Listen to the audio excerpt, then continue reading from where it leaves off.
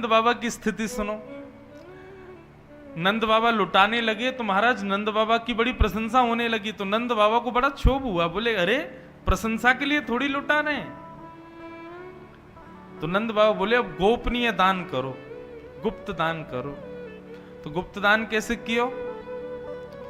अब जो भी आ रहे हो है बधाई देवे, नंद बाबा वाकू थालीन में बढ़िया गेहूं के पहाड़ बना के, तिल के पहाड़ बना के, चावल के पहाड़ बना के दे रहे हैं, छोटे छोटे पहाड़। लेवे वार इनके मन खट्टे है रहे हैं, बोले बताओ हमने तो सुनिया सोने चांदी हीरे जवाहरात बट रहे हैं, यहाँ तो ये गेहूं आटा और क्या कहते हैं चावल दाल के पहाड़ दे रहे हैं। लेकिन वो व्यक्ति घर ले जाकर जैसे ही डिब्बान में भरना शुरू करे तब कहा दे कि बाहर तो परत गेहूं की है, भीतर वहां में मणि रखे हैं, हीरा रखे हैं, माणिक रखे हैं, सोने रखे हैं, चांदी रखे हैं। व्यक्ति दौड़ के जावे, नेत्र सजल है जाए, नंद बाबा को हृदय से लगावे, बोले हे नंद बाबा आपके स्वभाव को प्रणाम। बंधुओं, नंद बाबा की जो स्थिति है ना यहां पर ऐसी ही हो जाएगी यदि ठाकुर जी सच में जीवन में आ गए तो। सच में यदि ठाकुर जी पधार गए आपके जीवन में, किसी ना किसी रूप में आपके संग अनुभव कराने लगे आपको, तो निश्चित है कि जैसी नंद बाबा यशोदा की स्थिति वैसी आपकी हो जानी है। मैं तो कथा में कहा करता हूं, ठाकुर जी जीवन में आएंगे तो कछु लेवे की इच्छा नहीं होगी, जितना हो सके दे दूं, अपने पास भी कछु ना रखूं, मेरो भी जो है वो सब दे दूं।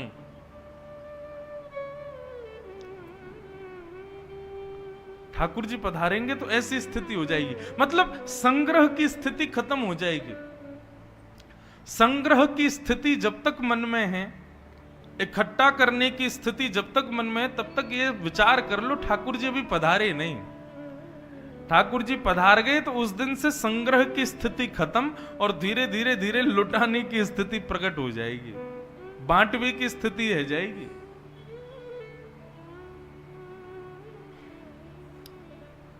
जय।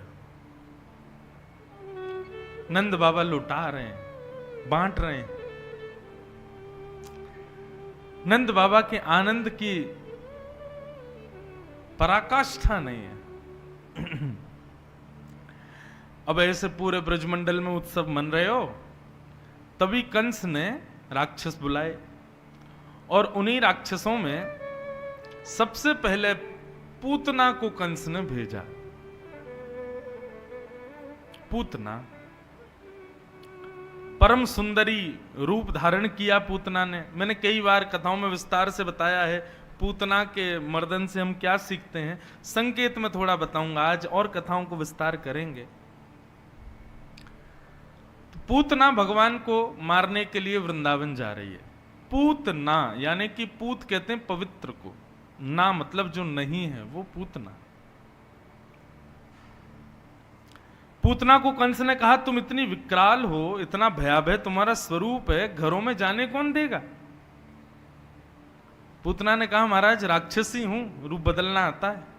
और पूतना ने अपना रूप बदल लिया, परम सुंदरी बन गई।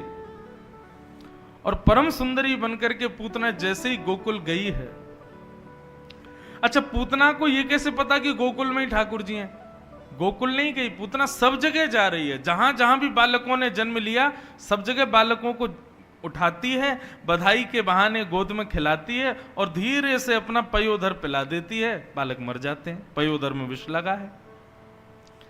इस प्रकार बालकों को, असंख्य बालकों को मारती हुई पूतना जब गोकुल पहुंची तो बंधुओं वर्णन आता है पूतना इतनी सुंदर बनकर के गई थी कि पूतना को एक बार यदि कोई देखता था, एक बार दृष्टि लगा करके देखी और फिर हटाई तो हट नहीं पाती थी, बार बार उसी को देखने का मन करता। इतनी सुंदर पूतना के ऐसे मृग जैसे नेत्र, ऐसी नुकीली नाथ, ऐसी सुंदर उसके ओष्ठ, ऐसे सुंदर उसका मुखार बिंद, ऐसी सुंदर अलकावलियां, उसके बाद उसकी चाल, उससे उत्पन्न होने वाली सुगंधी, सब कुछ मधुर, सबको अपनी ओर आकृष्ट करने वाला सब कुछ था पूतना के पास। अब जितने भी ब्रजवासी सब नंदोत्सव मना रहे थे, उन सब की दृष्टि जैसे ही पूतना पर पड़ी, सब भूल भाल गए। हमको उत्सव उत्सव क्या मनाना है, बोले अरे देखो कितनी सुंदर।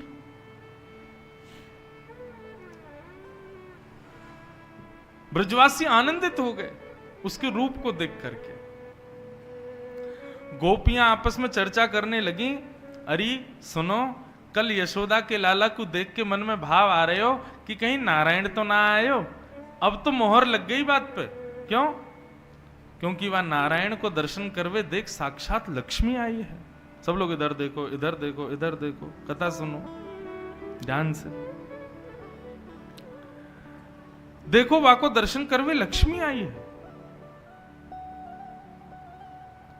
गोपियां भी मोहित, ग्वाल बाल भी मोहित, जितने भी लोग थे मानो कुछ मिनटों के लिए सब भूल गए कि हम उत्सव में हैं। सबका ध्यान पूतना की ओर।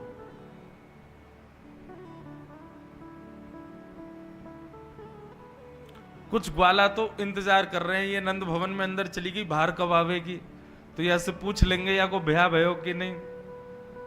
ना भयो होगो तो पतो पूछ लेंगे, माता पिता के संग जाके ब्याह को प्रस्ताव धर देंगे। एक ग्वाला बोलो, मैया तू मेरे पीछे पड़ी रे, ब्याह कर ले, ब्याह कर ले, आज मैंने तेरे का जी बहू ढूंढ ली।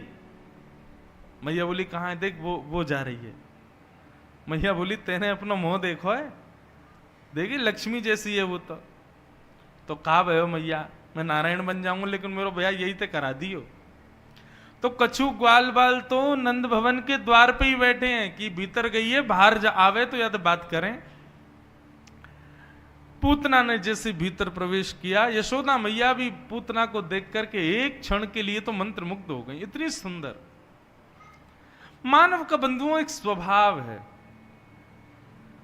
सबका ऐसा स्वभाव है, हम जहां कहीं भी सुंदरता देखते हैं ना, तो सौंदर्य पर हमारा सहज विश्वास होता है।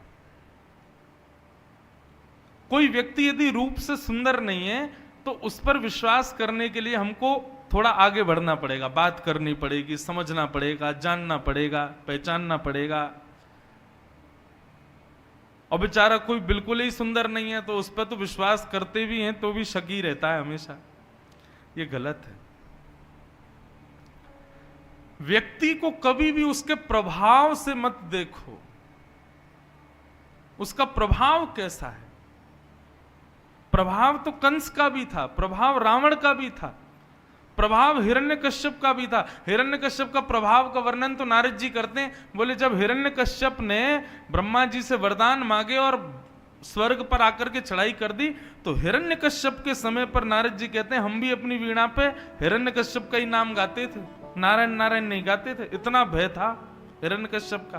प्रभाव, रावण का प्रभाव, ये जितने देवता हैं, कोई ना कोई देवता लंका में कोई ना कोई सेवा करते हैं। कोई झाड़ियों में पानी दे रहा है, कोई पोंछा लगा रहा है, कोई भोजन बना रहा है, ये सब देवता काम करते थे रावण के यहां पर।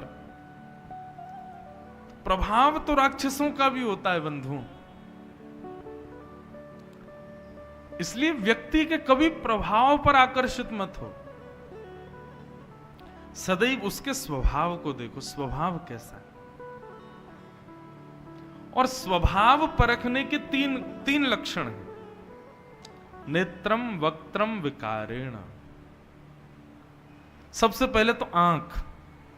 अच्छा एक और बात बताऊं, आप सत्संग करना प्रारंभ कर दो, नियमित रूप से सत्संग को समय देने लग जाओ रोज। आजकल तो इतना बढ़िया समय, आधुनिक फोन में कोई सत्संग सुनो को, सत्संग को रोज श्रवण करना प्रारंभ कर दो। सत्संग आपको यह शक्ति प्रदान कर देगा कि व्यक्ति को देखते ही, उससे मिलते ही आप पहचान जाओगे कि ये बात करने योग्य, संबंध बनाने योग्य है कि नहीं। मतलब ऐसा नहीं कि आप उसकी उपेक्षा करो, सत्संग ये दिखा देगा कि इससे भैया केवल नाटक करके बात करना, इससे वास्तविक बात मत कर लेना, ये उचित नहीं है व्यक्ति। सत्संग आपको इतना ज्ञान तो दे देता है, ये तो मैं अपना अनुभव बता रहा हूं आपको।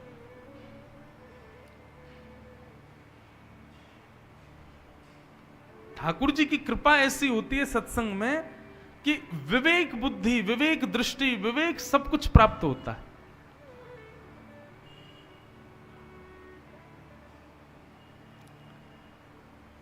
लेकिन फिर भी 3 चीजों से व्यक्ति का स्वभाव परखा जा सकता है। सबसे पहले उसके नेत्र, आंखों को ध्यान से देखना।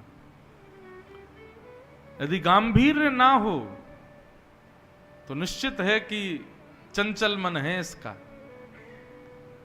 नेत्रों में गंभीरता होनी चाहिए, गांभीर्य। दूसरा, नेत्रों को गंभीर बना लेते हैं कई लोग, लेकिन दूसरी परख है उसकी वक्त्रम, उसकी शब्दावली, उसकी वाणी, बोलने का तरीका, शब्दों का नापतोल। उससे पता चल जाता है कि व्यक्ति कैसा है। नेत्रम, वक्त्रम, और इन दोनों से भी यदि आप समझो कि ठीक है, नेत्र भी स्थिर हैं, शब्द भी नपे तुले हैं, तो उसके बाद देखो उसकी चाल ढाल, विकारेण, चल कैसे रहा है, बैठ कैसे रहा है, उठ कैसे रहा है, खा कैसे रहा है। उससे पता चल जाएगा व्यक्ति का स्वभाव कैसा है। सीमित है, सधा हुआ है। आपको पता है देवासुर संग्राम क्यों हुआ था? क्योंकि जब भगवान मोहिनी बनकर के आए और सबको अमृत पिलाने लगे, तब ये राहु केतु इन दोनों का जो निर्माण हुआ, पहले ये एक ही राक्षस थे और एक ही रूप में ये देवताओं में जाके बैठ गया। 33 करोड़ देवता, कौन पूछे भैया कौन बाहर से आया।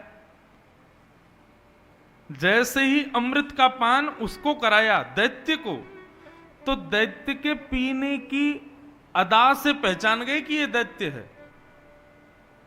क्यों? देवताओं का स्वभाव है खाते पीते समय आवाज नहीं करते, परंतु दैत्य था, उसको जैसे ही अमृत पिलाया, देवताओं की पंक्ति में बैठा था, उसने पीते समय आवाज कर दी। आवाज करते ही सब देवताओं के कान खड़े हो गए, बोले ये देवता नहीं है। इतने में भगवान का सुदर्शन चक्र आया, सर धर से अलग कर दिया, पर अमृत पान कर लिया था, तो राहु और केतु 2 रूप में परिणत हो गया। उसी से देवासुर संग्राम प्रारंभ हो गया।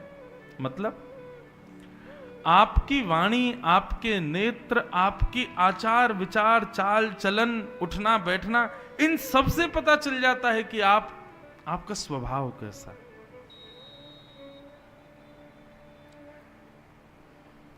अरे कहां तक कहें, वस्त्र भी बता देते हैं। आप कैसे वस्त्र पहनते हो उससे भी पता चल जाता है कि आपका स्वभाव कैसा है। भोजन में कितना नमक प्रिय है, कितना मिर्ची प्रिय है, कितना चटपटा प्रिय है, उससे भी पता चल जाता है कि आपका स्वभाव कैसा है।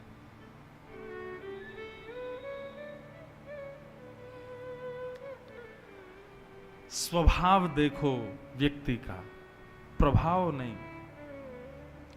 आजकल कलयुग में प्रभाव के पीछे ज्यादा भागते हैं हम लोग, कोई प्रभावशाली हो नहीं। पूतना के प्रभाव पर सब मोहित हो गए, उसके रूप, उसके सौंदर्य, उसकी चाल चलन, गजगामिनी चाल, उसकी चाल ऐसी महाराज, सब देख के निहाल हो गए। लेकिन पूतना जैसे ही यशोदा मैया के पास गई, जाकर के परिचय दिया, बधाई हो नंदरानी मैया, आपके लाला भयो, खबर सुन के बहुत सुख मिलो, हम तो आशीष देवे आए लाला को। यशोदा मैया ने जैसे ही अपने लाला पूतना की गोद में दिए, जिसको रूप को सब देख रहे थे, जिसके रूप पर सब निहाल हो रहे थे, जिसके रूप पर सब आकृष्ट हो रहे थे, उसका कितना बड़ा दुर्भाग्य कि साक्षात जगत नियंता, जगदाधार, त्रिलोकीनाथ बाल कृष्ण प्रभु जब उसकी गोद में दिए गए तो उन्होंने अपने नेत्र बंद कर लिए, उन्होंने उसको नहीं देखा। ये दुर्भाग्य है पूतना का। बंधुओं, हमारी इच्छा क्या होती है? हमसे सब रीझ जाएं, हमसे सब प्रसन्न रहें, हम सबको अच्छे लगें।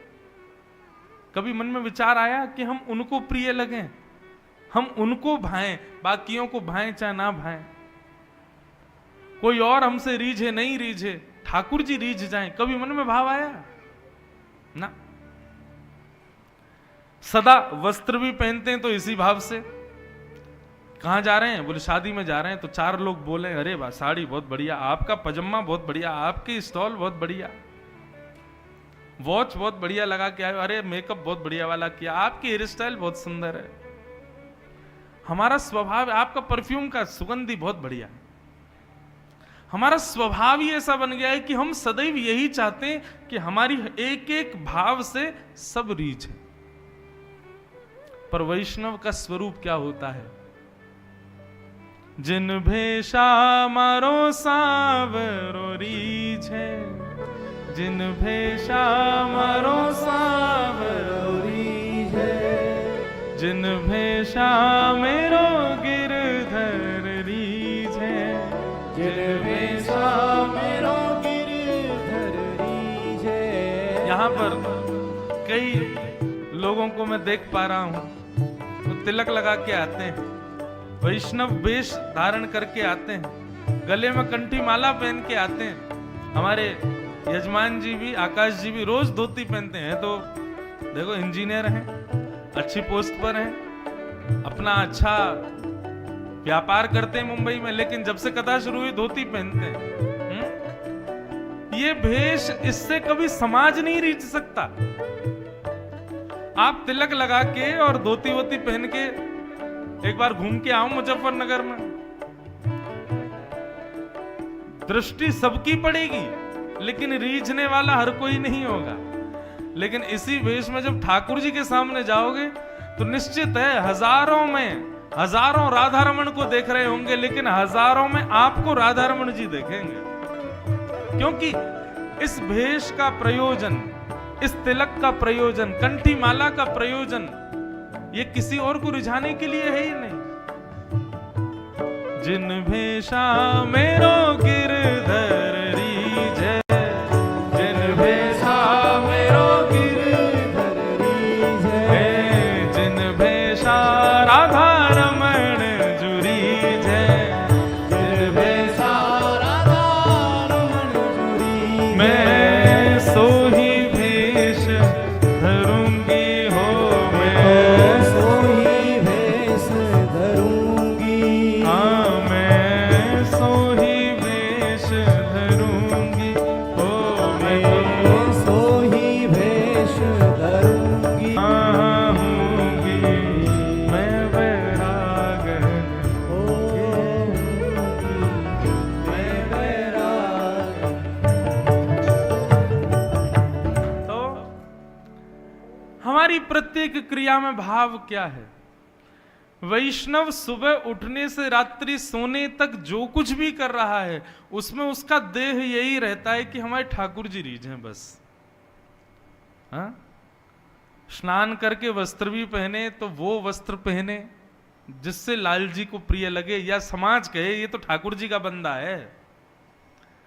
तिलक लगावे, कंठी माला धारण करे, प्रसाद भी इस भाव से ना बनावे कि मेरी जीव को भाए। आज ठाकुर जी को खीर पवाते हैं, आज ठाकुर जी के लिए ये बनाते हैं। निश्चित मानना, जिस घर में इसी भाव से प्रसाद बनता है ना कि ठाकुर जी की रुचि के लिए बना रहे हैं, ठाकुर जी के लिए रुचि हो, उस घर में कभी अन्न से उत्पन्न होने वाली बीमारियां उस घर के किसी सदस्य को नहीं हो सकती। क्योंकि वहां पर जितनी भी सामग्री बनी है वो ठाकुर जी की प्रसन्नता से बनी है। एक एक क्रिया हमारी, केवल उसमें उद्देश्य क्या है? ठाकुर जी। अब आप कहोगे महाराज जी हम जॉब करते हैं, कॉलेज जाते हैं, स्कूल जाते हैं, बिजनेस करते हैं, इसमें क्या दे रहे हैं? इसमें भी यही रखो। स्कूल जा रहे हैं, कॉलेज जा रहे हैं, तो ठाकुर जी हम पढ़ने जा रहे हैं ताकि विद्वान बने, थोड़ी बुद्धि हमारी तेज हो। बुद्धि तेज होगी, विद्वान बनेंगे तो कल को धन कमाएंगे, जॉब करेंगे, और धन जब कमाएंगे तो उस धन से आपके उत्सव करेंगे, आपके लिए पोशाक लाया करेंगे, आपके लिए सुंदर सुंदर भोग बनाया करेंगे। आपकी सेवा की वृद्धि के लिए हम कॉलेज जा रहे हैं, हम विद्वान बन रहे हैं ताकि हम आगे चल के खूब धन कमाएं और आपकी सेवा करें। वृंदावन जाएंगे, बद्रीनाथ जाएंगे, वहां भी उत्सव करेंगे। अपनी प्रत्येक क्रिया के पीछे भाव, ठाकुर जी की प्रसन्नता रखो। हर क्रिया, पूरा जीवन प्रसाद बन जाएगा आपका। अपने संपूर्ण जीवन को प्रसाद बना दो। हमारे वृंदावन के संत महापुरुष ये सब कौन है? ये साधारण जीव नहीं है भैया, ये सब प्रसाद घूम रहे हैं। इन सब ने अपना पूरा जीवन ठाकुर जी को अर्पित कर दिया। इनके शरीर का एक एक रोम प्रसाद है, उनके चरण प्रसाद, हस्त प्रसाद, मुख प्रसाद, इनकी वाणी प्रसाद। वो हमको देख लें तो हम भी प्रसाद बन जाएं। इसलिए संत महापुरुषों को दंडवत प्रणाम करते हैं सब लोग। क्यों? उनकी प्रत्येक क्रिया ठाकुर जी स्वीकार करके उसको प्रसाद बना चुके हैं। और प्रसादस्तु प्रसन्नता, जिसके जीवन में प्रसाद आ गया वो सदैव प्रसन्न रहेगा। इसलिए भैया आज के बाद उद्देश्य ज्यादा किसी और को रिझाने का मत रखो। आपकी क्रिया, आपका स्वभाव, आपकी वाणी, आपके वस्त्र आभूषण, उससे कोई और रीझे ये भाव मत रखो, नहीं तो आप पूतना माने जाओगे। हाँ, पूतना इसी भाव से सुंदरी बन के आई थी कि मुझे कोई रोके ना, कोई टोके ना, मेरे रूप को देख के कोई मुझे जाने से रोक ना दे। और उसने वही किया, ऐसा रूप धारण किया कि किसी ने उसको रोका ही नहीं, सब ने भीतर जाने दिया। लेकिन भैया जहां पर इस उद्देश्य से रहोगे वहां राधा रमण जी रोक देंगे। और इससे बड़ा हमारे लिए दुर्भाग्य कोई नहीं कि बाकी सबने नहीं रोका लेकिन ठाकुर जी रोक दें। नजरों से गिराना ना, चाहे जितनी सजा देना, नजरों से जो गिर जाए मुश्किल ही संभल पाए। ठाकुर जी हमारे जीवन में कष्ट आ जाए वो चलेंगे, लेकिन आप हमसे नाराज हो गए ये हमको पता भी चल गया तो हम कभी जी नहीं पाएंगे। दुर्भाग्य है पूतना का, इतने पास जाकर के भी ठाकुर जी की नेत्रों की अधिकारी नहीं बन पाई। भगवान ने अपने नेत्र बंद कर लिए। और नेत्र बंद करने का कारण क्या है? उसका सौंदर्य, उसका रूप ठाकुर जी के लिए नहीं है। दूसरा कारण, ठीक है तुम सुंदरी बनकर के आई, तुम दूसरा रूप धारण करके आई, लेकिन तुमने गोकुल आकर के मेरा भजन कर रहे, संकीर्तन कर रहे, उत्सव मना रहे ब्रजवासियों का ध्यान अपनी ओर आकृष्ट कर लिया। मतलब मेरी सेवा में लगे वैष्णव को यदि कोई व्यक्ति अपनी ओर आकृष्ट करे या अपने भाव के प्रति खींचे, ठाकुर जी कहते हैं मैं फिर उसको देखता नहीं। वैष्णव भक्त सेवक इन लोगों के प्रति कभी ऐसी भावना मत रखो कि इनका भजन छूटे या इनकी कथा छूटे, नहीं तो ठाकुर जी आपको देखने से इनकार कर देंगे। भगवान ने पूतना को नहीं देखा। पूतना ने ठाकुर जी को खिलाते हुए थोड़ी देर में अपना पयोधर जैसे ही मुख में दिया। भगवान ऐसे ही पड़े थे, पयोधर मुख में लेकर के भगवान ने पहले तो उसके विष को पिया, उसके दुग्ध को पिया और पुण्यों को पिया, पापों को पिया। प्राण समम रोष समन्वितो पिबत, प्राणों को जैसे ही पीना शुरू किया। अच्छा, ठाकुर जी ने विष पिया ये बात समझ आती है, ठाकुर जी ने दुग्ध पिया ये भी समझ आता। पुण्य और पाप पिए मतलब देखो एक कॉन्सेप्ट है बंधुओं, ये ज्यादा इसमें कंफ्यूज मत होना, पर ये समझना है। पुण्य ज्यादा रह गए हमारी मृत्यु के समय, यदि हमारे पुण्य ज्यादा हुए तो पुण्यों के प्रभाव से स्वर्ग जाना पड़ेगा। मृत्यु के समय यदि पाप ज्यादा रहे तो नरक जाना पड़ेगा। और पाप और पुण्य ये दोनों जब शून्य हो जाएंगे तब भगवत प्राप्ति होगी। मतलब वैकुंठ कब मिलता है? जब पाप भी खत्म हो जाए और पुण्य भी समाप्त हो जाए। और वो कैसे होते हैं? तब शास्त्रों में आज्ञा की गई परोपकार करने से, मतलब असहाय व्यक्ति की सहायता करने से व्यक्ति के पाप नष्ट होते हैं। आप जितना परोपकार करोगे उतने ज्यादा आपके पाप नष्ट होते चले जाएंगे। और पुण्य नष्ट कैसे होते हैं? बोले उपस्थित भोगों को भोगने से पुण्य खत्म होते हैं। उपस्थित भोग किसको कहते हैं? अब घर में रह रहे हो, गाड़ी चला रहे हो, पत्नी के साथ बच्चे हैं, उनकी इच्छाएं पूरी कर रहे हो, ये छोटी छोटी जो व्यवहार इच्छाएं हैं इनको कहते हैं उपस्थित भोग।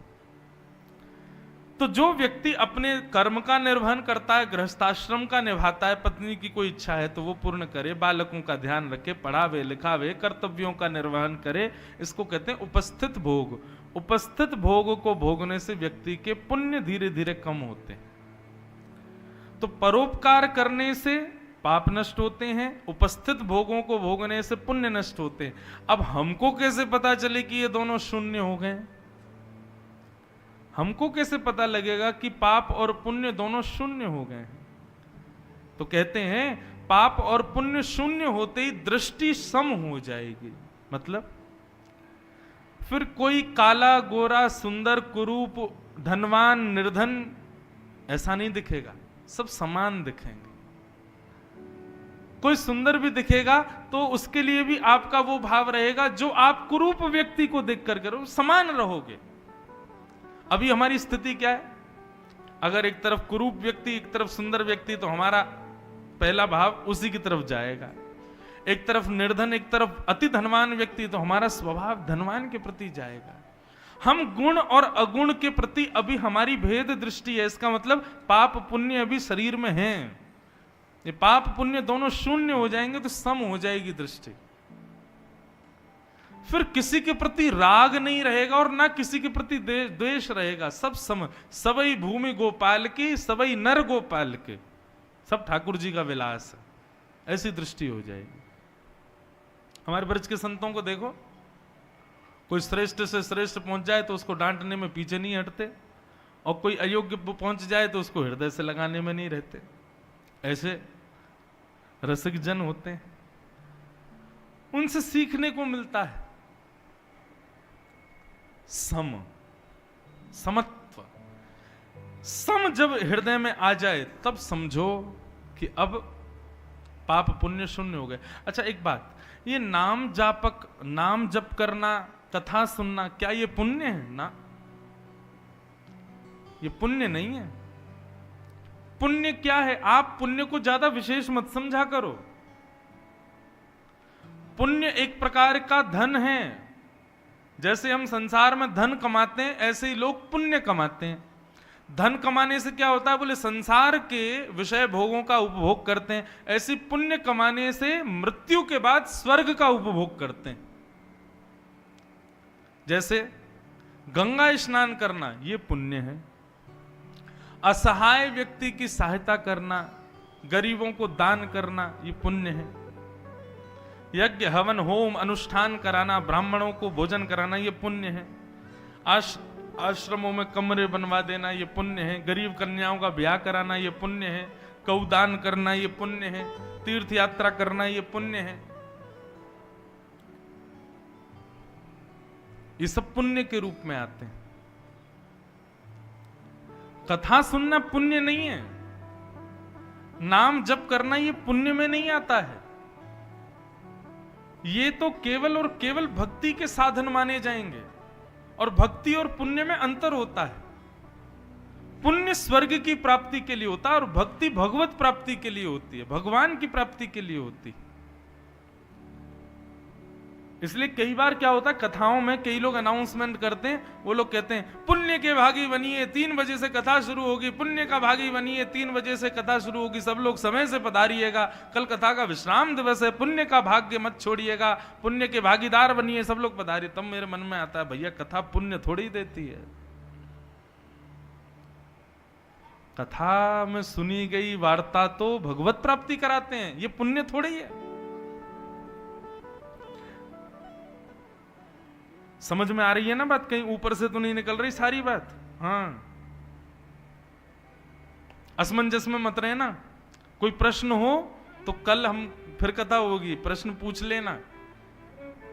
एक बात और समझो, जैसे पुण्य क्या है, कोई बहुत बढ़िया होटल है मुजफ्फरनगर में, आप वहां गए, 5,000 रुपए जमा कर दिए, कमरा में जाके रह लिए। अब कमरा में 5,000 रुपए जमा किए तो एक रात्रि के लिए आप उस होटल के मेहमान। अब एक रात्रि खाओ पियो उछलो नाचो गाओ कुछ भी करो, आप मेहमान हो, आपने पैसा जमा कर दिए।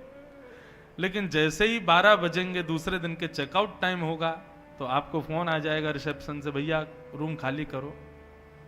हमने रुपया दिए। बोले रुपया दिए, उपभोग कर तो लिया, अब जाओ, और रहना है तो और दो पैसा, तभी रह पाओगे आगे, नहीं पैसा तो हम पे नहीं है। तो बोले जाओ फिर कमा के लाओ। ठीक यही कॉन्सेप्ट है स्वर्ग का। आपने यहां जितने पुण्य किए, गंगा स्नान किए, गौदान किए, ब्राह्मण सेवा करी, संत सेवा करी, अच्छा सेवा में भी अंतर हो, सेवा भी पुण्य नहीं माना जाता। माता पिता के चरण दबा रहे हो, संतों के चरण दबा रहे हो, उनके चरणों में प्रणाम, ये सेवा पुण्य में नहीं आएगी।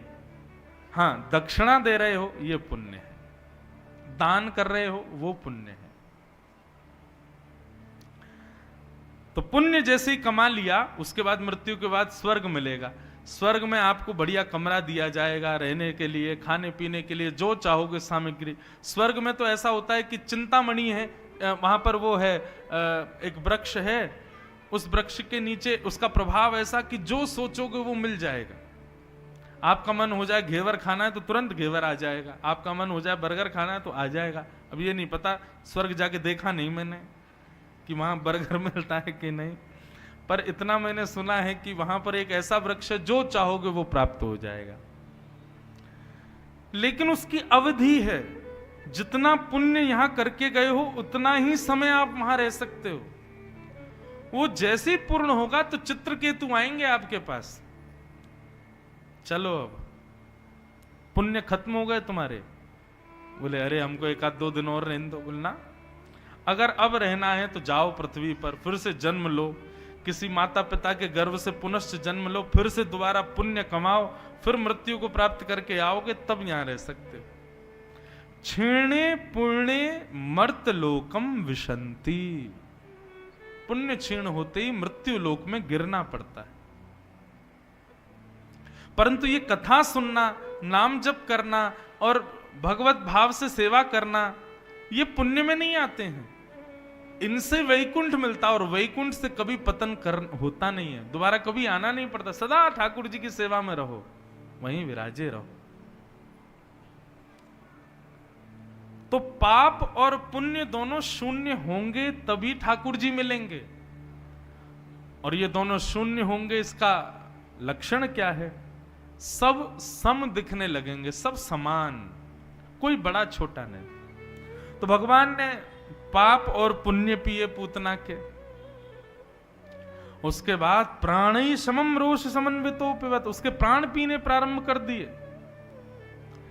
श्रीमद् वल्लभाचार्य जी महाराज अपनी सुबोधनी टीका में लिखते हैं, भगवान ने प्राण क्यों पिए? अरे हम उस चीज का सेवन करते हैं जो पवित्र हो, जो शुद्ध हो, जो अच्छी लगती हो। ठीक है, ठाकुर जी के भीतर सबके प्राण विराजमान होते हैं, लेकिन पूतना जैसी राक्षसी जो इतने बालकों को मार देती है, ऐसी के प्राण पवित्र तो है नहीं, तो फिर भगवान ने क्यों पिए? प्राण निकाल देते ठाकुर जी पी गए प्राण। तब इतना सुंदर वर्णन हमारे श्रीमद् वल्लभाचार्य जी करते हैं, बोले भैया ठाकुर जी ने प्राण पूतना के नहीं पिए, तो बोले पूतना भगवान को मारने से पहले जितने बालकों के प्राण लेकर के आई थी, उन सब के प्राण ठाकुर जी ने भीतर से निकाले, उन सब बालकों को पुनश्च जीवित कर दिया। बोले भैया क्यों? बोले 6 दिन के हैं ठाकुर जी, मतलब अभी नंदोत्सव चल रहा है, जन्माष्टमी उत्सव चल रहा है, और ठाकुर जी कहेंगे पूतना सैकड़ों बालकों को मार करके आई है, जैसी खबर फैलेगी पूरे ब्रजमंडल में इतने बालक मर गए, तो सब लोग इन पवित्र दिनों को अशुभ मानने लग जाएंगे। और ये जन्माष्टमी के पर्व पर, ये जन्माष्टमी के दिन अत्यंत पवित्र हैं, इनमें व्यक्ति कुछ भी जरा सा भी कोई श्रेष्ठ काम करेगा तो अतिफल प्राप्त होगा, उसको ये पाप रूप देकर के आई है। इसलिए जितने बालकों के प्राण पूतना ने पिए हैं, उन सबको ठाकुर जी ने निकाल के पुनश्च जीवित कर दिया। ऐसा सुबोधनी जी में श्रीमद् वल्लभाचार्य जी महाराज वर्णन करते हैं। प्राणी समम रोष समन्वितो पिबत, भगवान ने प्राण पिए, और जैसे ही प्राण पिए महाराज, पूतना का सारा सौंदर्य निकल गया, विशाल नेत्र, बड़े बड़े दांत, जटाएं उसकी है, ये बड़े बड़े कान, नासिका इतनी लंबी चौड़ी उसकी, राक्षसी प्रकट हो गई। अरे बालक छोड़, अरे बालक छोड़, चिल्लाने लगी। ठाकुर जी बोले भैया गुरुजन और भगवान जिसको पकड़ते हैं फिर तो ठिकाने लगा के ही छोड़ते हैं, ऐसे थोड़ी छोड़ देंगे हम। चाहे भक्त आ जाए चाहे राक्षस आ जाए फिर तो ठिकाने ही लगेगा भैया। हमारे पूज्य पिताजी कहते भगवान 6 दिन के बोल गए तो 6 दिन के बालक को बोलता देख ही पूतना के प्राण निकल गए। बोले 6 दिन का बालक बोल रहा है, पूतना के प्राण निकल गए। और 6 कोस का ब्रजमंडल, एक कोस में 3 किलोमीटर, 6 कोस का ब्रजमंडल पूतना के शरीर के नीचे आकर के चटनी बन गया। इतना विशाल रूप पूतना का। बोलो पूतना मर्दन भगवान की। तो पूतना से क्या सीखा भैया? ठाकुर जी के दर्शन करने हम सब जाते हैं, ठाकुर जी के पास हम सब जाते हैं, लेकिन पूतना बनकर के नहीं जाना है। पूतना से हमने क्या सीखा? ऐसा कौन सा गुण है पूतना का जो हमको नहीं लाना है? पहला, ठाकुर जी के सामने जब जाओ तब आपका एक एक आचरण उनकी प्रसन्नता के लिए होना चाहिए, ना कि कोई और रीझ है। वृंदावन जाओ, अब आजकल वृंदावन में क्या हो गया है? आर्टिफिशियल तिलक लगा लेंगे, आर्टिफिशियल वस्त्र पहन लेंगे, आर्टिफिशियल गोपी भाव धारण कर लेंगे, आर्टिफिशियल गोप बन जाएंगे और उसके बाद स्वयं को वृंदावन रसिक मान लेंगे। ऐसे नहीं। वृंदावन में श्रृंगार को अधिकार केवल 2 लोगों के पास है और वो है श्यामा श्याम। केवल वही श्रृंगार करें, बाकी सब तो जितना हो सके सामान्य रहो वृंदावन में। हमारे वृंदावन शतक में कहते हैं वृंदावन में कैसे रहना चाहिए। भ्रातः तिष्ठ टले टले विटपिनाम ग्रामेषु भिक्षामटः स्वच्छंदम पिबयामुनम जलमलम चीराणि कंथाम कुरु सम्मानम कलयाति घोर गरलम नीच पुमानम सुधा श्री राधा मुरली रवो ब्रज सखे वृंदावनम मत्यज। एक बात कहें, यदि आपने इस श्लोक का अर्थ सुन लिया और जितने भी लोग लाइव देख रहे हैं उन्होंने सुन लिया और इसी भाव से वृंदावन में जाना है ये कोई कह दे तो वृंदावन में भीड़ कम हो जाएगी। क्यों? सुनो, ऐसा भाव है कि कोई रसिक ही जाएगा वृंदावन। फिर बोले भ्रातः तिष्ठ टले टले विटपिनाम ग्रामेषु भिक्षामटः। बोले भैया वृंदावन जाओ तो भूख लगे किसी ब्रजवासी के द्वार पर पहुंच जाओ, खटखटा दो, गेट खोले, उससे कह दो भैया हम मुजफ्फरनगर से आए दर्शन करने बिहारी जी का। वो कहो तो काय को आए हो, ऐसे ही ब्रजवासी तो ऐसे ही बोलेंगे। आप अपने घर की 2 रोटी दे दें, कोई सब्जी बनी हो तो वो उसके ऊपर धर के दे दें। हो सकता है एक आध घर से आपको भगा दिया जाए तो उसको स्वीकार कर लेना, लेकिन ब्रजवासी ऐसे है नहीं भैया। आप मांगोगे हाथ करके, अच्छा भिक्षा कैसी लेनी है? बोले अंजलि में जितना आ जाए, दोनों हाथों में जितना आ जाए उतना लेना है, कोई पत्तल नहीं, कोई प्लेट नहीं। ऐसे हाथ करके कहो जो घर में बनी हो आपके यहाँ की मधुकरी हमको दे दो। हाथ में लाके जो प्रसाद दे दे उसी को श्री ठाकुर जी को निवेदित करके पालो, ऐसे तो पेट भरो। बंधु मेरा बहुत मन है एक बार वृंदावन ऐसे जाओ तो सही। हमारे ब्रज में कितने रसिक जन ऐसे ही रहते हैं। हमारे घर के ठीक बगल में एक स्थान है, उसका नाम है भागवत निवास। अद्भुत स्थान, गौड़िया वैष्णव संप्रदाय के लोग वहां संत जन निवास करते हैं। मेरे तो कमरे की खिड़की में से पूरा भागवत निवास दिखता है, बहुत बड़ा है।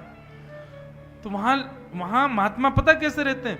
जमीन में गड्ढे कर करके उनके भीतर बैठ के महामंत्र का जाप करते हैं और कम से कम नहीं तो 50, 60, 70 महात्मा उसमें रहते हैं। और सब भोजन कैसे करते हैं? एक महात्मा इधर की तरफ जाएंगे, एक महात्मा उधर की तरफ हाथ में डिब्बा लेके और घर घर जाके वहां से मधुकरी लेके आएंगे, सब्जी दाल जो बना हो घर में। और ऐसा नहीं कि दाल अलग ले लेंगे, कढ़ी अलग लेंगे, सब्जी अलग, नहीं, एक ही वो है डिब्बा, उसी में सब्जी एक घर की कढ़ी, एक घर की दाल, सब मिला देते हैं। और 5-5 रोटी लेके आते हैं एक एक घर से और फिर शाम को सारे महात्मा मिलकर के वो जो एक पूरा गड्ढ बन जाता है, दाल सब्जी कड़ी सबका थोड़ा थोड़ा लेके 2-2 रोटी पा लेते हैं और फिर हरिनाम संकीर्तन करते हैं। बंधुओं, वृंदावन उपासकों की रीति यही है रहने की। ऐसे ही वृंदावन जाना चाहिए। बताओ कोई जाएगा ऐसे? ना, टिक्की खाएंगे, बल्ले खाएंगे, वो लस्सी पिएंगे वृंदावन जाके। हम निश्चित कह रहे हैं अगली बार आप हमारी बात मान के ऐसे ही जाना। ग्रामेषु भिक्षाम अट्टः, ऐसे अंजलि में भिक्षा मांग लेना। देखो ये वही कर सकता है जिसके हृदय में दीन लक्षणा भक्ति होगी। जिसको अभिमान होगा अपने ऊपर, वो नहीं कर सकता ये काम। जिसके अंदर दीनता होगी, सरलता होगी, सहजता होगी, वही हाथ फैला सकता है। ग्रामेषु भिक्षाम अट्टः। अरे भैया, मैं तो अपनी कथा में कहो करूं, अरे इन ब्रजवासी ते कहा शर्मानो, ये बिन बुलाए इनके घर ठाकुर जी घुस जाते और जाके चोरी करके खा जाते। हम तो मांग के खा रहे हैं, हमको काय बात की शर्म, काय बात की लज्जा। जहां ठाकुर जी इतना विचार ना करें कि मैं प्रभु में, परमात्मा में, त्रिलोकी नाथ, बिना बुलाए घर घर डोले, मायरी मेरे शाम लगो संग डोले। ठाकुर जी अपने आप चले जाते हैं। हेरी गोपी कहां को टांग रखो तेने मक्खन, ओ वो टंगरो ले ले, खींच ले, खा लियो। गोपी कह रही है रे लाला, हम तो ते मना थोड़ी कर देंगी, तू आके हम ते कह दे कर गोपी माखन को भूख लग रही है, गोद में बैठा खिला दे करेंगी। ठाकुर जी कहें अरे गोपी प्रेम ते खावे में सुख ना आवे, चोरी के करवे माखन खावे में अलग ही सुख मिले। जब चोरी करके खावे वहां को सुख ही अलग है, वहां में स्वाद ज्यादा आवे।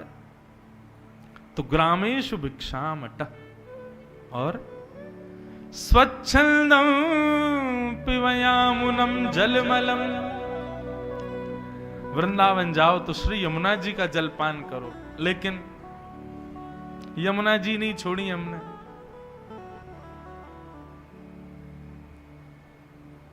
क्या करें फिर? नलों से पियो, और क्या करोगे? जमुना जी का पी लोगे तो फिर अस्पताल में चले जाओगे। इतना दूषित कर दिया हमने।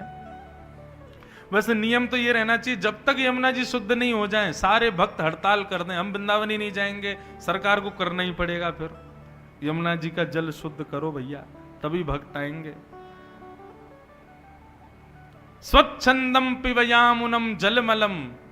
और फिर कहते हैं वस्त्र क्या पहनो? बोले चीराणि कंथाम कुरु। वैसे यहां तो ये लिखा है कि चीरों के वस्त्र बना के रहो, पर मैं ऐसा कहता हूं ज्यादा टिप टॉप बन के मत घूमो वृंदावन में। साधारण रहो, सरल रहो, सहज रहो। संतों को देखो, वैष्णवों को देखो कैसे रहते हैं। हमारे पूज्य पिताजी महाराज के गुरुदेव अनंत श्री विभूषित श्री रामानुज प्रपन्नाचार्य गुरुजी महाराज, हमारे दादा गुरुदेव, उनके विषय में पिताजी बताते हैं, बोले एक बार मैंने गुरुजी के सारे वस्त्रों को धोबी के यहां धुलवा के कलप लगवा के प्रेस करवा दिया। और गुरुजी, हमने सोचा गुरुजी खुश हो जाएंगे। जैसे ही गुरुजी को जाके दिखाया, गुरुजी सारे वस्त्रों को लेकर के गए, कुआं से जल निकाला, सारे वस्त्रों में डाल दिया, और सारे वस्त्रों को ऐसे मोड़ मोड़ के दोबारा धो करके और ब्रजरथ छिड़क करके पीट पीट करके वस्त्रों को फिर सुखाया। हमने कहा गुरुजी हमने तो बढ़िया कलप लगवाई, आप? बोले अरे भैया ये वृंदावन है, या वृंदावन में सजवे धजवे को अधिकार केवल ठाकुर जी को है, बाकी सब तो यहां सहज भाव से रहो, गोपी भाव से रहो। चीराणि कंथाम कुरु। ज्यादा श्रृंगार की आवश्यकता नहीं है वृंदावन में। उसके पीछे हमारे रसिकजन एक बात और कहते हैं, बोले कहा, बोले हम अपनो साज सज्जा अपने रूप को तभी हम अपने आप नहीं श्रृंगार करेंगे, तो बोले ज्यादा ना श्याम सुंदर मिलेंगे, श्याम सुंदर खुद ही हमारा श्रृंगार कर देंगे। हमने हमारे ऐसा रूप धारण किया है कि कौदना कन्हैया को हम पे दया आ जाए और वो हमारा श्रृंगार करवे आवे। अरे देखो कैसे घूम रहे हैं, तो कौदना लाला ही पकड़ लेगो। और तू अपनो श्रृंगार करत है, ये दर्पण हाथ दिखावत है। तू है सखी बड़ भाग बड़ी, गोपाल तेरे घर आवत है। चीराणि कंथाम कुरु। और वृंदावन में कोई आपका सम्मान कर दे तो इससे बड़ा दुर्भाग्य आपका कुछ नहीं।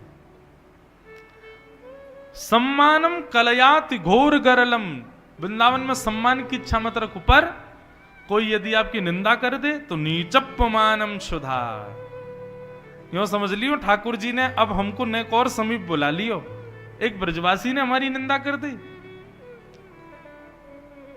नीचप्पमानम शुधा। श्री राधा मुरली रवो ब्रज सखे वृंदावनम मत्यज। वाह, तो वृंदावन जाओ तो ऐसे जाओ भैया। बताओ, ये नियम अगर बना दिए जाएं, वृंदावन के बाहर बड़े बड़े बोर्ड पर लिख दिया जाए इन नियमों को, कौन जाएगा फिर वृंदावन? कोई नहीं जाएगा। लेकिन वास्तविक वृंदावन निवास की रीति तो यही है, इन्हीं रीतियों से रहना चाहिए। तो पूतना से हमने क्या सीखा? हमारी प्रत्येक स्थिति में ठाकुर जी रीझें, ऐसी भावना हो। और दूसरी बात हमने पूतना से सीखना तो बहुत कुछ है। पूतना से नहीं सीख रहे हैं हम, पूतना की गलतियों से सीख रहे हैं। पूतना ने दूसरी गलती क्या की? ठाकुर जी के उत्सव मना रहे समस्त ब्रजवासियों को अपनी ओर आकृष्ट कर लिया। तो भैया कोई भजन करे, साधन करे, कथा सुने, नाम जप करे, कभी भी ऐसा प्रयास मत करना कि हमारी वजह से वो छूटे। नहीं, ठाकुर जी को क्षोभ होता है, कष्ट होता है। बोलो पूतना मर्दन भगवान की। भगवान ने पूतना का वध किया। पूतना का वध करके ब्रजवासियों ने देखा भैया कहां है ठाकुर जी, तो ऐसे दिख रहे हैं जैसे पर्वत पर नीली मणि दिख रही हो। पूतना का विशाल शरीर तो पर्वत के समान, और नीली मणि उस पर। कैसी मणि है ठाकुर जी? बोले चंचल मणि है, कभी इधर गिर रहे हैं, कभी उधर गिर रहे हैं। नेक्स्ट से ठाकुर जी। ब्रजवासी सब गए, जाकर के ठाकुर जी को लेकर के आए। गौमूत्रेण स्नापित्वा पुनर्गौरज सार्वकम। गौमूत्र से ठाकुर जी को स्नान कराया और गौरज ठाकुर जी के अंगों पर लगाई गई। एक बात और कहें बंधु, ठाकुर जी के प्रिय आप बन गए हो, इसके कई सारे लक्षण हैं, मैं बताता रहता हूं कथाओं में। एक लक्षण यह भी है, गैया और गौ रस, इनके प्रति यदि हीन भावना है तो निश्चित है ठाकुर जी अभी प्रेम नहीं करते। गोबर देख करके, गौमूत्र की सुगंधी से आप नाक बंद करने लग जाओ, भागने लग जाओ, तो नाम जब साधन सब छोड़ दो, क्योंकि ठाकुर जी प्रेम नहीं करते। लेकिन वह गोबर और गौमूत्र से भी उत्पन्न होने वाली जो गंध है, वो दुर्गंध ना लग के सुगंध जैसी अनुभूति होने लग जाए, उसमें भी आपको कोई लज्जा सी ना होवे, तो भी समझना ठाकुर जी के प्रिय हो। भगवत प्रीति का ये लक्षण है। भगवान के सर्वांगीण अंग को गौरज से आच्छादित किया गया। इस प्रकार भगवान को सब ब्रजवासी लालन करने लगे। धीरे धीरे भगवान अब बड़े हुए, 3 महीना के है गए। 3 महीना के ठाकुर जी जैसे ही भये, भगवान ने पहली बार करवट बदली। अब सुनो, 1 वर्ष तक उत्सव कौन कौन से मने, हमारे पूज्य नाना जी तो पूरी सूची बताते थे।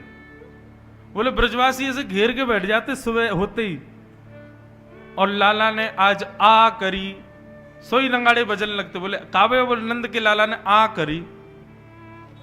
3 महीना के ठाकुर जी भये तो पहली बार ठाकुर जी ने करवट बदली। ओहो, करवट उत्सव मनाओ भैया, सब लोग नाच रहे हैं, गा रहे हैं। बोले काय बात क्यों नाच रहे हो? बोले आज नंद के लाला ने करवट बदली है महाराज। इतने छोटे छोटे उत्सव ब्रजमंडल में मनाए गए। नंद बाबा ने पूरे ब्रज को झरा न्योता दिया, आज घर में कोई चूल्हा नहीं जलाएगा, सब नंद भवन में भोजन करेंगे। बोले अरे ऐसी कौन सी खुशखबरी नंद बाबा? बोले आज हमारे लाला ने करवट बदली है। सब ब्रजवासी पहुंच गए, बोले जय हो, धन्य है नंद बाबा। यशोदा मैया बोली इतनी भीड़ है गई घर में, सब लाला को छेड़ रहे हैं। तो यशोदा मैया ने लाला को ले जा करके एक बैलगाड़ी के नीचे कपड़ा बांध के झूला बना के सुलाए दियो। इतने में एक सक्टासुर नाम का दैत्य आया, भगवान पर आक्रमण करने लगा। सोई ठाकुर जी, सोते हुए ठाकुर जी ने अपना एक पांव लंबा किया और ऐसे कर करके सकट पर मारा। बैलगाड़ी पलट गई और सक्टासुर का वध हो गया। बोलो सक्टासुर मर्दन भगवान की जय। मैया दौड़ी दौड़ी गई, आवाज आई बहुत जोर से, सब दौड़ करके गए। तुम्हारा सकट यानी कि बैलगाड़ी उल्टी पड़ी, सक्टासुर मरा हुआ पड़ा। मैया बोली अरे इतनी बड़ी बैलगाड़ी कैसे गिर गई मेरे लाला के ऊपर। ठाकुर जी को देखा कहीं चोट तो नहीं आई। ठाकुर जी ठीक है।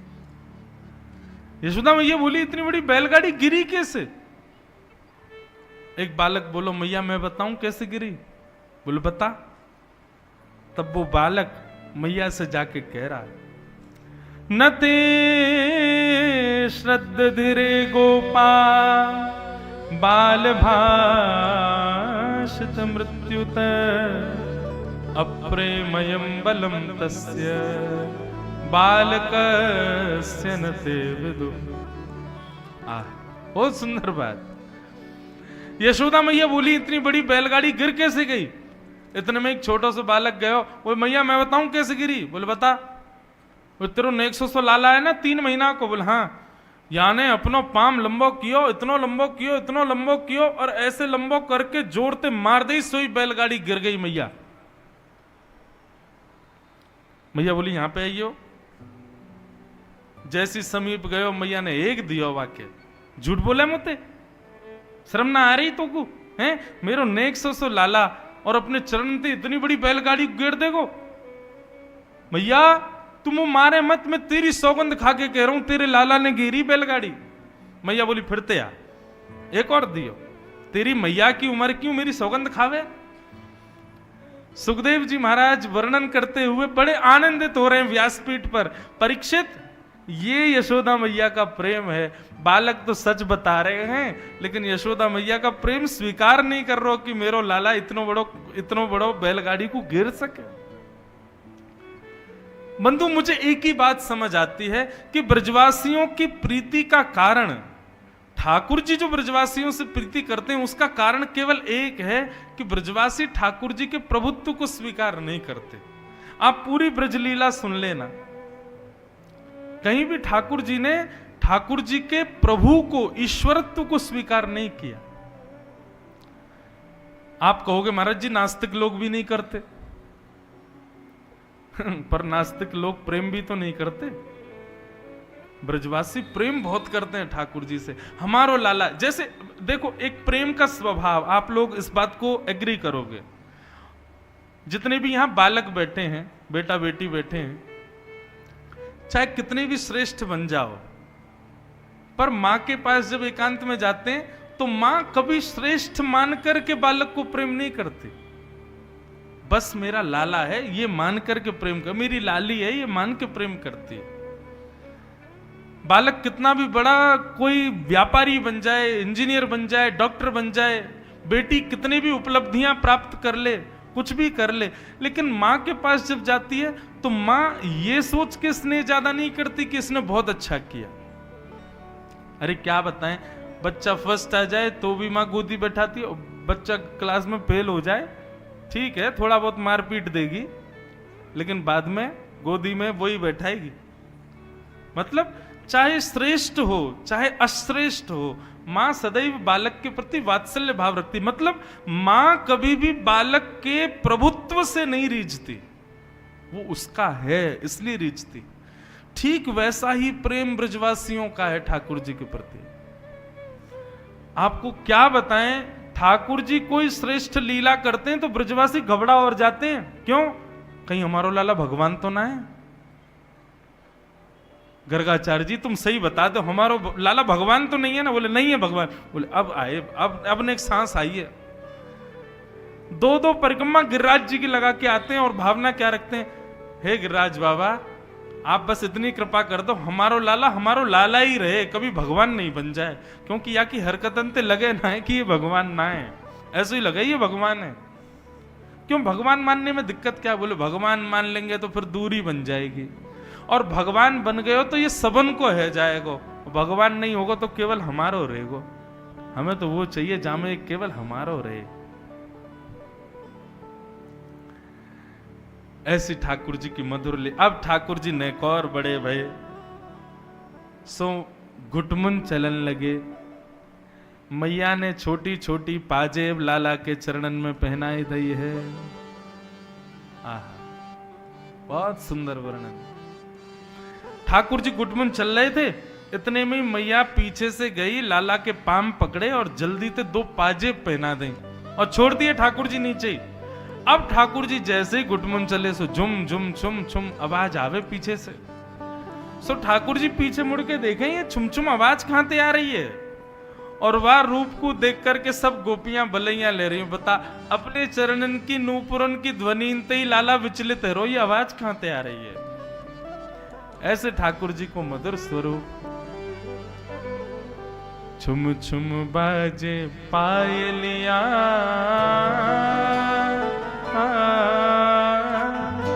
छवि दिखलावे कान्हा मेरे घर आए, कान्हा मेरे घर आए। बाजे पायलिया मेरे घर आए, मेरे घर आए। बन्नो, आप में से कितने लोगों के घर लड्डू गोपाल जी? हाथ ऊपर करो। लगभग सबके घर हैं, और लड्डू गोपाल नहीं भी हैं तो त्रिभंग ललित तो है, कोई ठाकुर जी तो है ना घर पे। आज ही सुंदर सी बढ़िया सी सुनार के पास जाके बढ़िया छोटी छोटी पाजेबों का ऑर्डर दो, और ऐसी सुंदर आवाज आवे, और कोई भी मधुर दिन आवे, शरद पूर्णिमा आएगी या कोई भी मधुर दिन आवे, ठाकुर जी को धारण कराओ।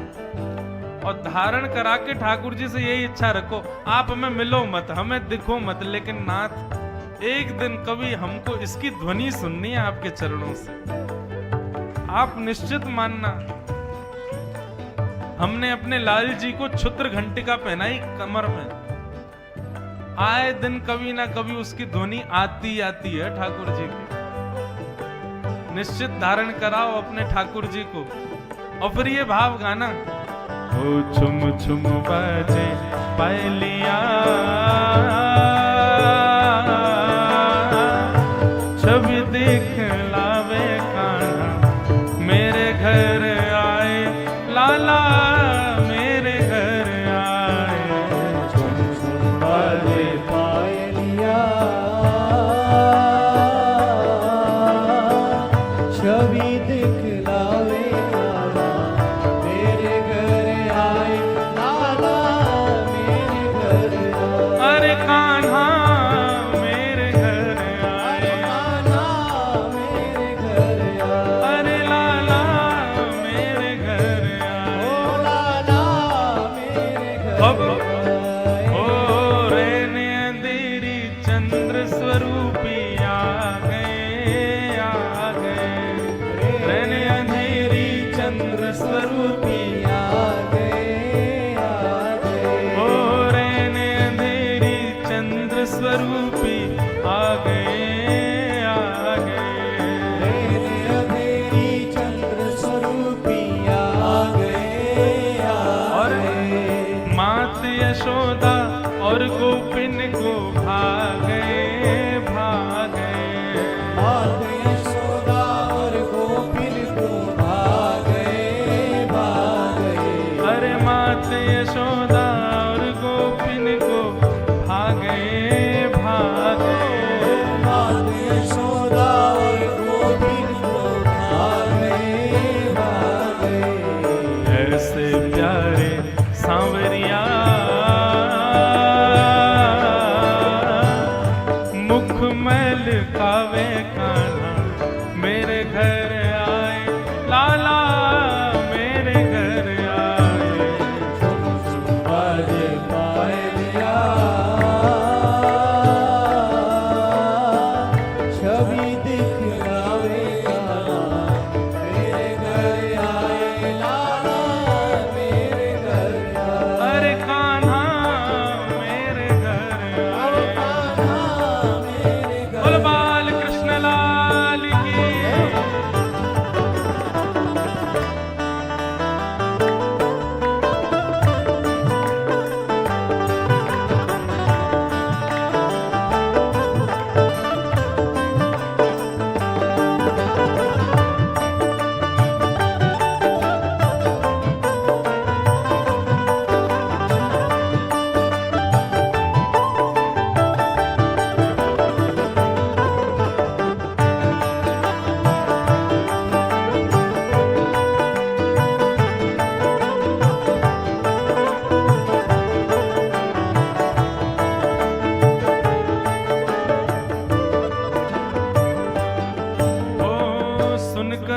झुम सखियां सुध बुध खो गई, खो गई।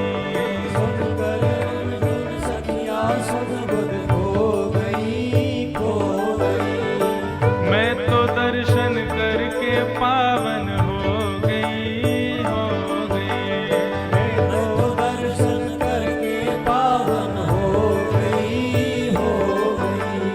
ऐसे प्यारे सांवरिया मुखमैल गाते कान्हा मेरे घर आए, लाला मेरे घर आए। बाजे पायलिया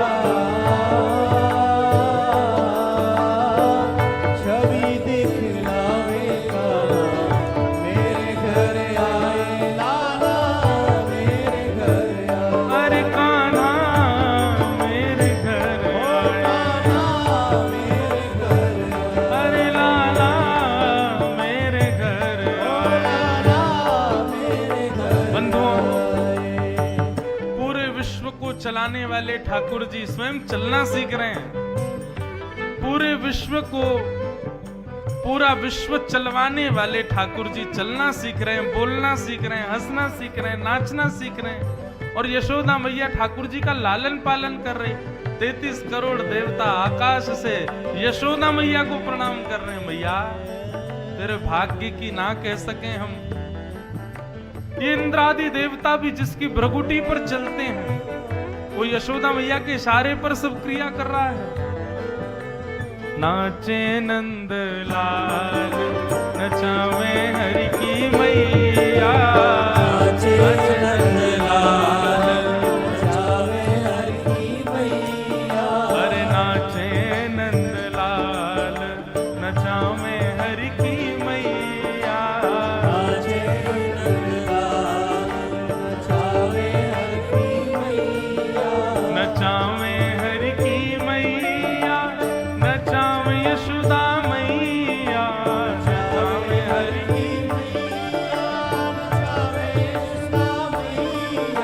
नचावे हरि की मैया, नचावे यशोदा मैया। नचावे हरि की मैया, नचावे यशोदा मैया। ओ नाचे नंद लाल, नचावे हरि की मैया।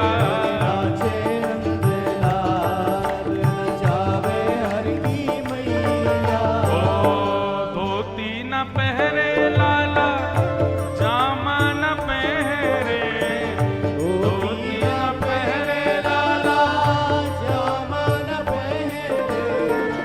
धोती न पहरे लाला, जामा न पहरे। धोती धोतिया पहरे लाला, जामा न पहरे। ओ पीतांबर को है बड़ो रे पहरैया। पीतांबर को है बड़ोरे पहरैया। जय हो। नाचे नंद लाल, नचावे हरि की मैया। नाचे नंद लाल, नचावे हरि की मैया। अरे नाचे नंद लाल, नचावे हरि की मैया। नाचे नंद लाल, नचावे हरि की मैया। यशोदा मैया सब गोपीन को यशोदा मैया बता रही है, लाला ज्यों ज्यों बड़ो है तो जा रहो भैया। या कि कैसे, कैसी इच्छा है लाला की। पगड़ी न पहरे लाला, स्वाभा न बांधे। पगड़ी न पहरे लाला, स्वाफा न बांधे। पाग न पहरे लाला, स्वाभा न बांधे। पागला पहरे लाला, स्वाफा न बांधे। मोर मुकुट को है बड़ो रे पहरैया। मोर मुकुट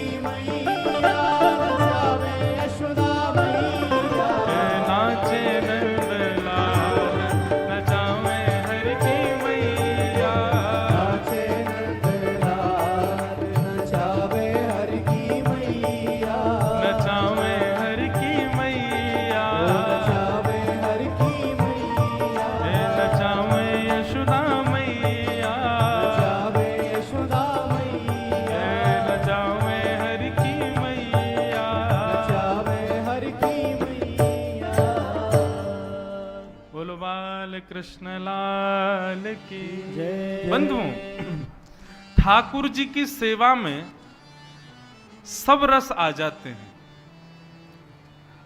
आप सुबह जब ठाकुर जी का मंगला करते हो, ठाकुर जी को उठाते हो, स्नान कराते हो, उस समय आप यशोदा हो।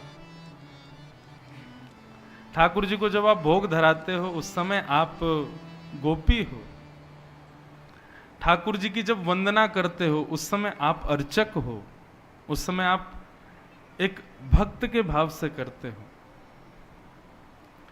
रात्रि में जब ठाकुर जी को शयन कराते हो, उस समय आप एक मंजरी हो, एक गोपी हो, एक ठाकुर जी की अंतरंग कोई सखी हो, प्रियसी हो।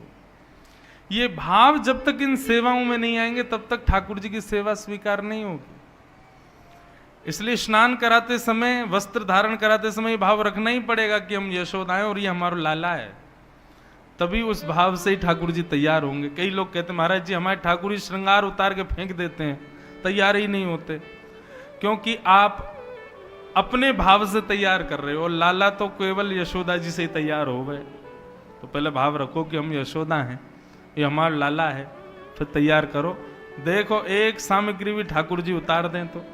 और एक भाव और है पुष्टि मार्ग के भाव से, कि ठाकुर जी का जब श्रृंगार करो तब कोई वस्तु पाने की, जैसे या तो मिश्री हो या लड्डू हो या बढ़िया कोई सामग्री हो, ठाकुर जी की एक कटोरी में संग रखो और फिर श्रृंगार करो। श्रृंगार नहीं उतारेंगे ठाकुर जी। क्यों? जैसे बालक को मैया तैयार करती, आजकल फोन दे देती हैं हाथ में, पहले ऐसा नहीं था।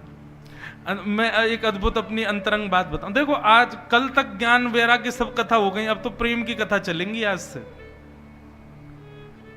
नाथ द्वार में श्रीनाथ जी का जो एक तरफ तो झारी जी रखी जाती है, झारी जी मतलब जिससे जलपान करते हैं ठाकुर जी, एक तरफ बंटा भोग रखा जाता। बंटा बोले तो एक प्रकार से ठाकुर जी का टिफिन है।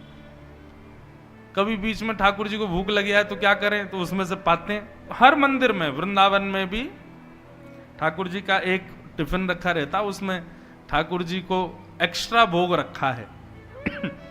ठाकुर जी दर्शन दे रहे हैं, बीच में भूख लगी है तो कुछ खा लेंगे। और ठाकुर जी की जल झारी। तो एक बार श्रीनाथ जी के बंटा भोग को निज कर से भरने का सौभाग्य प्राप्त हुआ। बड़ी उसकी रीति है, हाथ को पहले धो, फिर पोंछ नहीं सकते, जल को वैसे ही सुखाओ, सूख जाए फिर किसी चीज का स्पर्श नहीं करना। फिर एक व्यक्ति आपको लेके जाएंगे, वही आपको बताएंगे ये सामग्री इसमें धरो। तो सब सामग्रियां उसमें रखी गई। एक मिश्री थी, गेंद जैसी मिश्री, जैसे बॉल होती है ना, बिल्कुल चिपटी चारों तरफ से। मैंने कि ये क्या गेंद? बोले नहीं नहीं गेंद नहीं, ये मिश्री है। मैंने ऐसी मिश्री क्यों है? इतना सुंदर भाव। बोले भैया श्रीनाथ जी जो है ना, ये छोटे लाला हैं, लाला को स्वरूप है।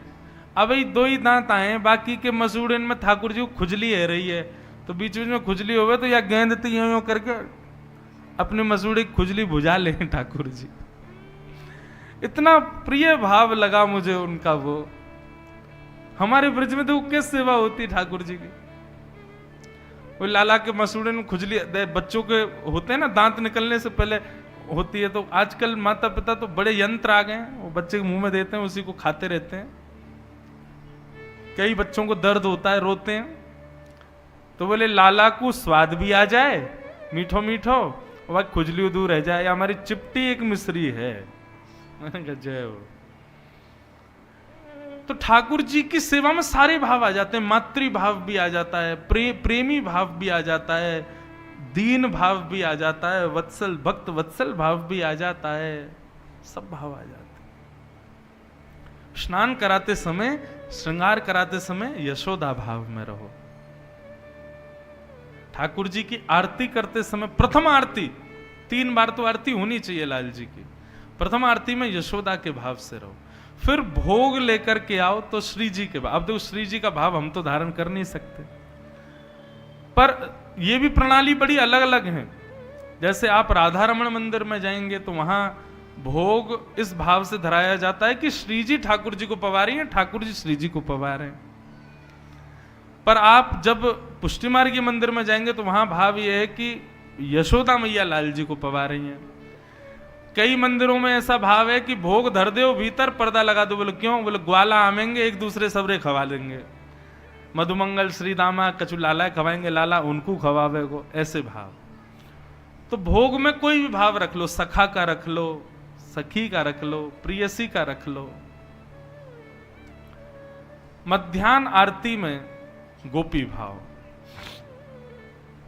और जब ठाकुर जी भोग ना लगा रहे हो, श्रृंगार भी हो गया, आरती भी हो गई, उस समय ठाकुर जी के सामने विनती कर रहे हैं, तो इसलिए हम दास हैं, ठाकुर जी हमारे नाथ हैं, ये भाव। और रात्रि जब शयन कराओ तब किसी, जैसे प्रियसी कोई गोपी है, ठाकुर जी के चरण दबा रही है, ठाकुर जी के हाथों पर इत्र लगा रही है, ठाकुर जी का प्रिय दुग्ध भोग, लड्डू भोग ठाकुर जी को पवा रही है, और उस भाव से ठाकुर जी को शयन करा रहे हैं, ये भाव। तो जो भाव आपको प्रिय लगे, ठाकुर जी की सेवा में एक रसता मत रखो, एक ही रस में मत रहो। जितने रस प्रकट कर सको उतने रस में, भाव में ठाकुर जी के सामने जाओ। बड़ी अंतरंग बातें हैं ये, बड़े रसिक जनों की चर्चाओं की ये पूंजी हैं।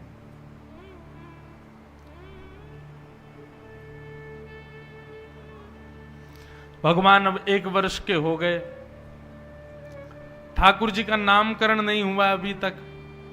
तब श्री गर्गाचार्य जी महाराज आए, और गर्गाचार्य जी महाराज ने ठाकुर जी का नामकरण किया।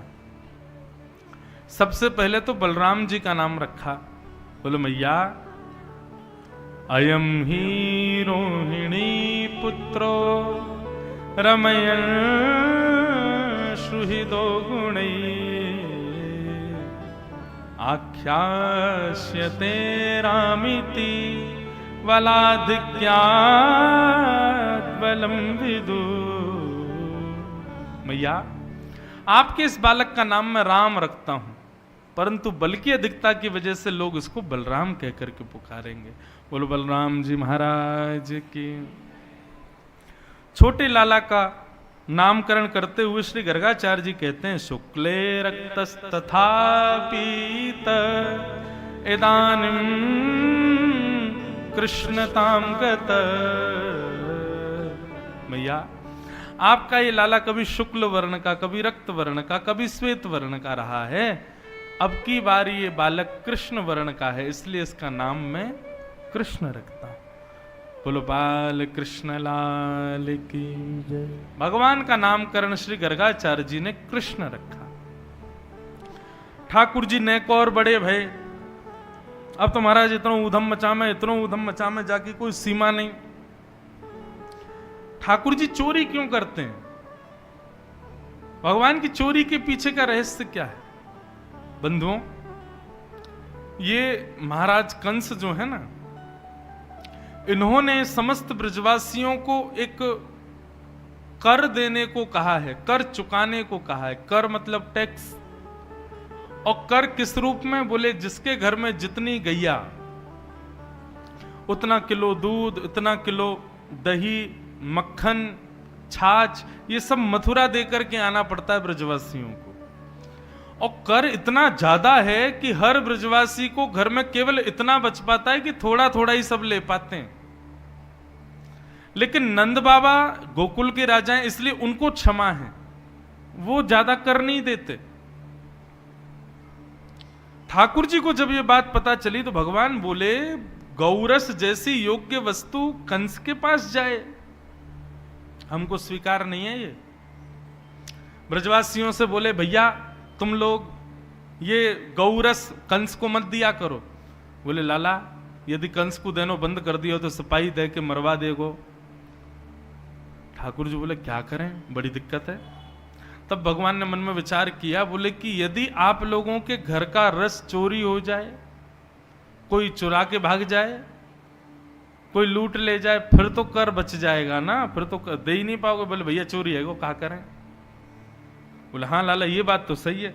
सब ब्रजवासी बालकन को ठाकुर जी ने इकट्ठे किया, रजिस्टर्ड एक संस्था बनाई, बाल गोपाल चौर प्रचार प्रसार मंडल, और वाके प्रेसिडेंट बने स्वयं 3.5 वर्षीय श्री बालकृष्ण भगवान। मधुमंगल, श्रीदामा आदि ये सब ठाकुर जी की सेना है।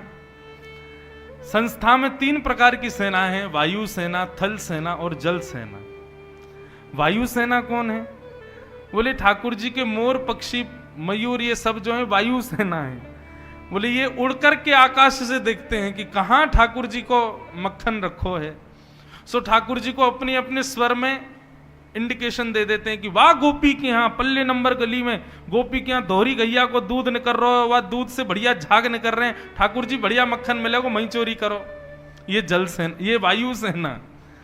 और जल सेना कौन सी?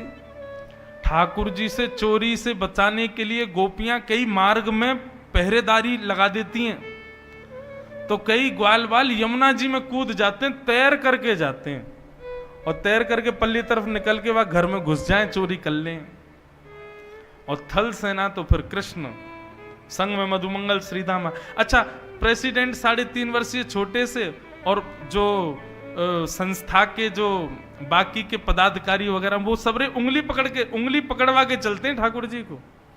वह ठाकुर जी इतने छोटे हैं कि अपनी संस्था के लोगों की उंगली पकड़ के चलते हैं, लेकिन निर्णय सारे ठाकुर जी लेंगे, क्या करना है, कब, कहां, कैसे करना है। तो चोरी क्यों की ठाकुर जी ने? ताकि गौरस कंस के पास ना जाए, कंस से गौरस बचा रहे, इसलिए ठाकुर जी ने चोरी की। पहला कारण। दूसरा कारण,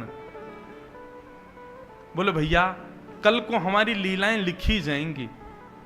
आज तक जहां कहीं भी लिखा गया हमको प्रभु बताया गया, हमको भगवान बताया गया, परम ज्ञानी, ऐश्वर्यवान, सहस्त्र शीर्षा पुरुषः, सहस्त्राक्षः, सहस्त्रपात, इनके सहस्त्र आंख हैं, सहस्त्र हाथ हैं, सहस्त्र पैर हैं, ये भ्रगुटी टेढ़ी करते हैं तो प्रलय हो जाता है, मुस्कुरा देते हैं तो पृथ्वी बन जाती है, ये सोच लेते हैं तो नाभि से कमल उत्पन्न ब्रह्मा प्रकट हो जाता है।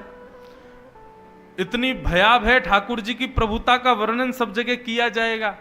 भगवान बोले अब थोड़ा अपने प्रेम रस का वर्णन कराया जाए।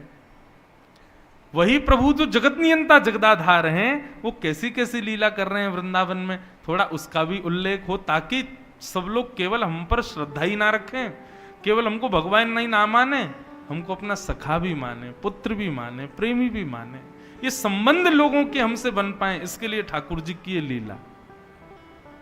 आह, कैसी लीला करी भगवान ने। बोले वत्सान मुंचन क्वचित समय क्रोश संजात हास स्तेयं स्वादधिपयः कल्पितैस्तेयोगैः मरकान भोक्षण विवजति सचेन्नात्रिभाण्डं भिनत्ति। ठाकुर जी के ऊधम बताए गए। एक गोपी के यहां भगवान पहुंचे, गोपी ने मीठो दही निकारो, मीठो दही बनायो। मीठो दही बनाया हो कभी आपने अपने घर में? हम बताएं कैसे बनेगा? बनाया हमने भी नहीं है, बस यहां पढ़ करके पता चल गया कैसे बनेगा। दूध में बढ़िया खांड की मिश्री डालो, और मिश्री डाल करके दूध को तब तक चलाते रहो जब तक दूध अधोटा नहीं हो जाए, और जैसे अधोटा दूध है जाए वह अधोटे दूध को जमाए दो। जैसी जमाए दोगे महाराज ऐसी कटेमा दही बनेगी, मतलब ऐसे चक्कू से काटनी पड़ेगी, और मीठी मीठी दही। ऐसी एक गोपी ने मीठो दही बनायो, और वाकू हंडी में सजा के नीचे रख के वापे मूढ़ो रख के स्वयं गोपी बैठ गई। ठाकुर जी आए, गोपी बोली लाला आज तो को एक चुनौती दूं। बोले कहा? बोले तू तू तू दही ढूंढ के बताए दे, यदि तो को दही मिल गई तो तू जो कहेगो सो तो को करूंगे। ठाकुर जी की तो नासिका इतनी तेज महाराज, सूंघ करके तुरंत ठाकुर जी समझ गए। बोले ये बैठी का यहीं धरो दही। जौहरी जाने हीरे को, हीरे की पहचान। ठाकुर जी भी जाने दही कहां रखो, दूध कहां रखो, सब पता है। तो वत्सान मुंचन क्वचित समय क्रोश संजात हास। ठाकुर जी ने इतने में ही अपने ग्वाल बालन को इशारों किया, सबरे ग्वाल बाल गए और बाहर जाके वाके बछड़ा बछियान को खोल के भाग गए। जैसे ही बछड़ा बछिया खुली, ठाकुर जी बोले देख गोपी तू यहां बैठी है, तेरे बछड़ा बछिया सबरे खुल गए बाहर। तो वत्सान मुंचन क्वचित समय क्रोश संजात हास। गोपी ने जैसी देखी बछड़ा बछिया खुल गए, सोई दौड़ी महाराज संभालवे को। इतने में ही ठाकुर जी बोले उठ गई, मूड़ा उठाए करके सोई ठाकुर जी ने दही उठाए लियो, प्रेम से भोग लगायो। अच्छा, एक ये जो प्रसंग है ना, ये गोपियां शिकायत कर रही हैं यशोदा मैया से जाकर के। ठाकुर जी ने चोरी कैसे कैसे की ये नहीं बताया, गोपियां आकर के बता रही हैं कि ठाकुर जी कैसी चोरी करते हैं।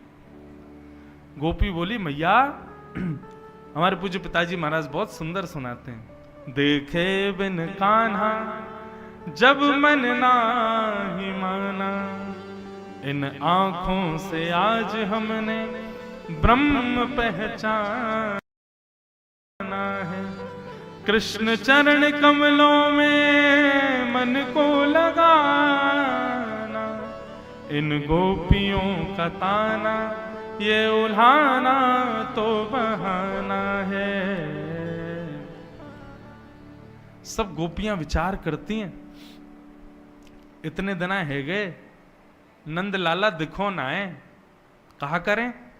तो सब गोपियां झूठी झूठी कहानियां बना करके गई यशोदा मैया के पास, और मैया से जाके बोली मैया तुम अपने लाला को समझाए लो, नहीं तो काउ दिन हम अपनो हाथ दिखाई देंगी वाकू। मैया बोली कावे हो, मेरे लाला ने कहा की हो ऐसो। एक गोपी बोली तुम्हारो लाला कहा ना करे, वत्सान मुंचन को दे समय। बोले मैया तुम्हारो लाला चोरी करे।